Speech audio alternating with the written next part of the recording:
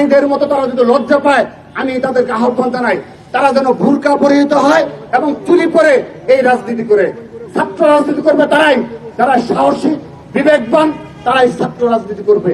কিন্তু এ ধরনের গুপ্তচর বৃত্তি এবং যারা তাদের আদর্শ নিয়ে কথা বলতে লজ্জা পায় এবং যাদের সংগঠনে নিয়ে বললে, শিবির বলে তাকে বললে তিনি এটা গালি হিসাবে আখ্যায়িত করেন, ট্যাগিং হিসাবে আখ্যায়িত করেন, সেহেতু আপনারা দয়া করে চুরি পরেন এবং বুরকা পরে দয়া করে এই রাজনীতি করুন। আমাদের সামনে আসার কোনো দরকার নেই। ইসলামী ছাত্র শিবির তারা বিভিন্ন কর্মসূচিতে বয়ান দেন, তারা নাকি তাদের কাছ থেকে নাকি তরুণ প্রজন্মকে ইসলাম শিখতে হবে, তারা নাকি ইসলামের ধারক ও বাহক। যদি সেটি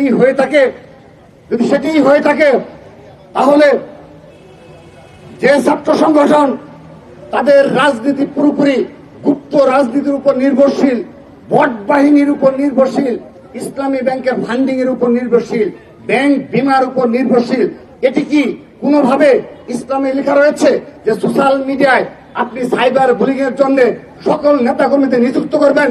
এটি কোরআনের কোন আয়াতে রয়েছে? দয়া করে আমাদের স্পষ্ট করবেন। আমরা জানতে চাই আপনারা কোন ইসলাম কায়েম করতে চান, আমরা জানতে চাই। আমাদের জিজ্ঞাসা যে আপনারা, আমাদের জিজ্ঞাসা রয়েছে, প্লিজ দয়া করে স্পষ্ট করবেন আপনাদের এই বিষয়গুলো।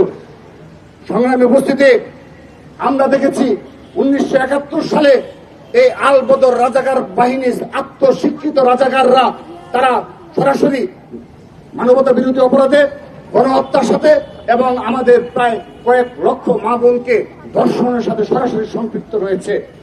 তাদেরকে যারা তাদের শীর্ষ নেতৃত্ব, আদর্শিক নেতৃত্ব মনে করে এটি কোরআনে কোন আয়াতে রয়েছে যে এই ধরনের গণহত্যার সাথে সম্পৃক্তরা, ধর্ষণের সাথে, হত্যার সাথে, গণহত্যার সাথে সম্পৃক্তরা ইসলাম কায়েম করবে এই বাংলাদেশে, এবং সেটিও আমাদের তাদের কাছ থেকে শিখতে হবে। ধিক্কার জানাচ্ছি। প্রিয় উপস্থিতি, আমাদের মনে হয় যদি ইসলামী ব্যাংকের এবং ব্যাংক বিমার ফান্ডিং বন্ধ হয়ে যায়, আমার মনে হয় ছাত্র শিবির তাদের মিছিল করার কোন লোকজন খুঁজে পাবে না। সেহেতু আপনারা দয়া করে আপনারা আগে স্পষ্টভাবে এই বিষয়গুলো প্রশ্ন দিবেন, তারপর অবান্তর কথাবার্তা বলবেন।